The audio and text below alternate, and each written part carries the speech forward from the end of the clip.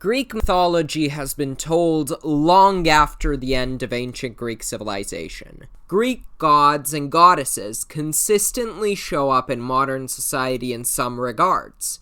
The Caduceus of Hermes is used in the U.S. Army Medical Corps plaque symbol, or the company Nike being centered around the Greek goddess of victory, Nike. Greek mythology remains impactful in modern life, despite the religion having been extinguished approximately 3,000 years ago.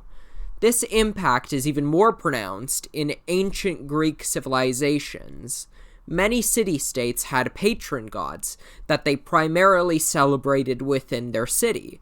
Therefore, it is my assertion that the patron gods a given city-state worshipped greatly affected how they developed and what aspects of life they prioritized, as demonstrated by Athens and Sparta.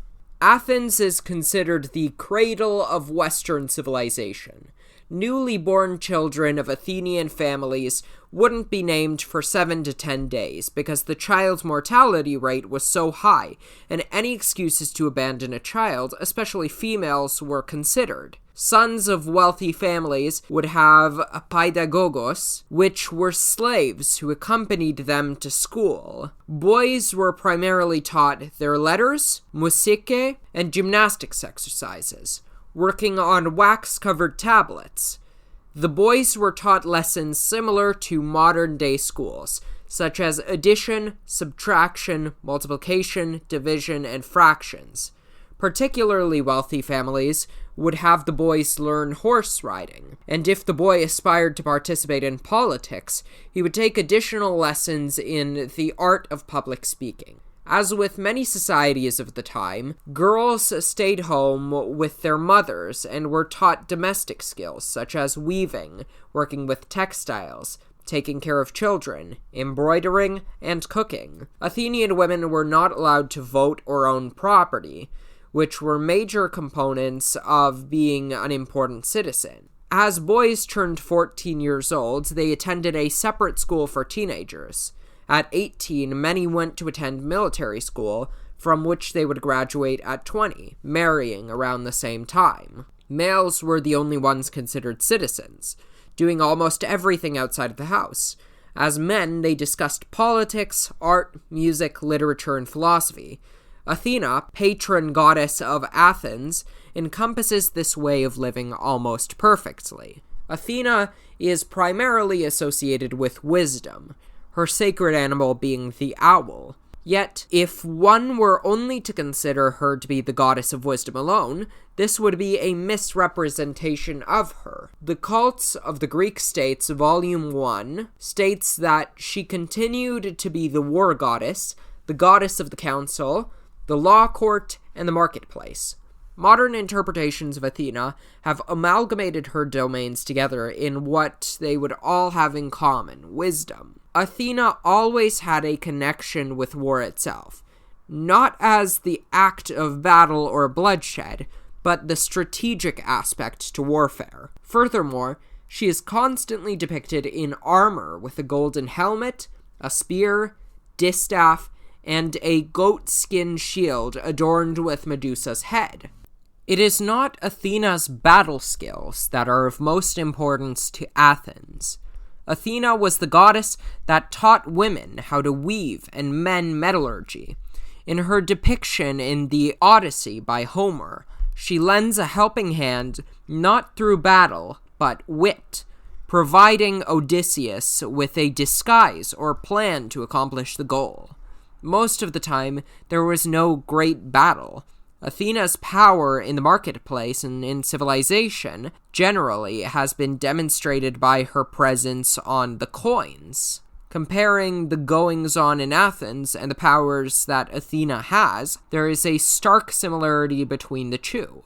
With Athens, there was nothing more important to people than their participation in the council, with many rising every morning to take part in it. It can also be argued that she has bearing over fine skills and crafts, with her teaching of weaving and metallurgy to mankind all over, which, as previously stated, Athenians looked at with a high regard. Spartans were a different kind of people than Athenians. Within the book Spartan Education, Youth and Society in the Classical Period, it is indicated that to the Spartans, the way in which the rest of the Greek world raised their youth was distasteful. From the time of birth, the difference in Athenians and Spartans was clear. Babies were checked to see if they had any deformities or ailments that would make them weak, even being washed in wine, believing it would strengthen them. Spartan children at 7 years old would be taken from their family and had a man assigned to look over them, called the Paidonomos, who would have the power to assemble the boys, look after them, and punish severely those who misbehaved. Assigned as the assistant to this man was the whip-bearer, taken from the Hebontes, to administer the necessary punishments, and, I quote, "As a result, there is as much respect as obedience in Sparta." End quote. Girls were taken as well, and though not as well documented, it was thought that the girls had to take part in a similar education process as the boys, which is unique to Sparta.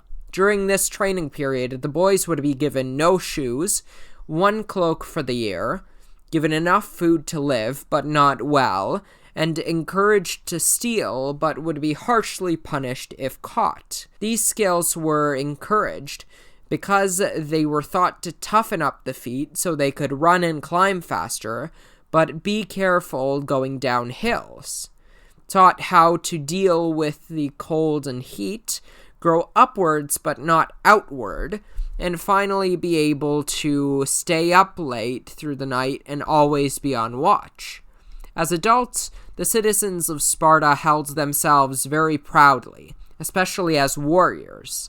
Another significant difference comes from the women of Sparta, known to marry in their late teens to early 20s, and at first not allowed to live with their husband, as well as take over the property and business while their husbands were out at war. Women were respected more in Sparta than anywhere else in ancient Greece, earning a tombstone when dying in childbirth, as an honor akin to dying in battle. Even the way Sparta interacted with other important powers is different than most. This can be seen in the quote by Dionysius, who, when hearing that there were so many missile weapons that they would blot out the sun, replied with, and I quote, "This is good news. If the sun is blocked, we can fight in the shade." These replies were famous to Sparta, and every man and woman would use them in response to anything and everything, officially known as laconic phrase. Spartan society was very different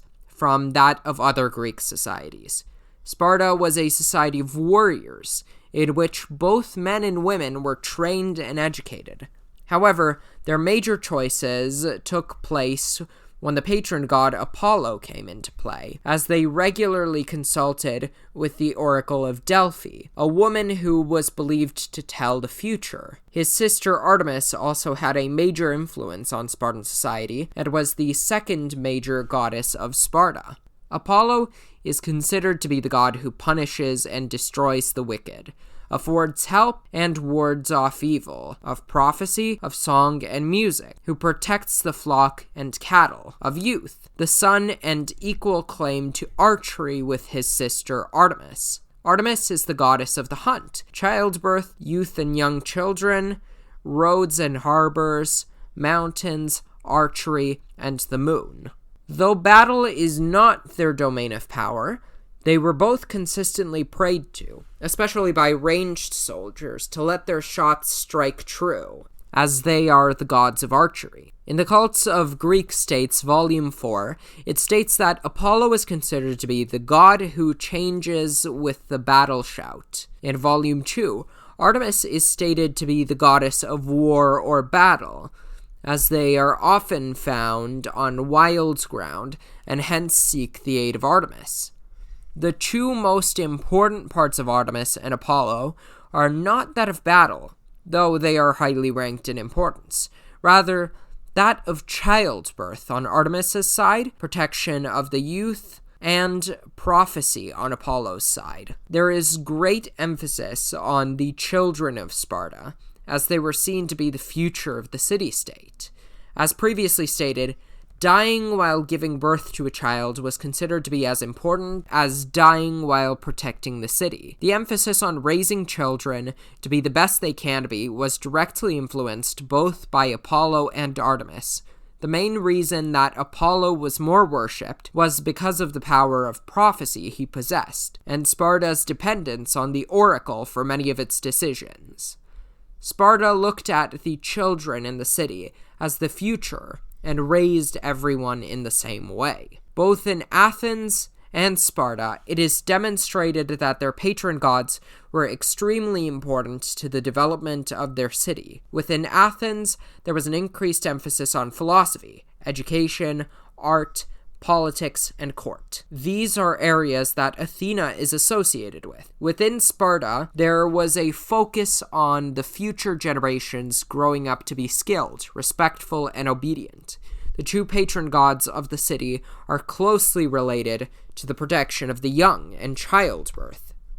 Within the Spartan community, the raising of children would be considered an honor, and dying in childbirth, as stated previously, was compared to a battle protecting the city itself. This clearly presents that as the city-states grew and developed under the influence of the patron gods that shaped their society, they developed an image which mimicked the characteristics of those gods and goddesses. If you enjoyed this video, please go and inspect the like and subscribe buttons below, and also while you're there you can check out some further readings that we put in the description. Hope you have a great day. Bye!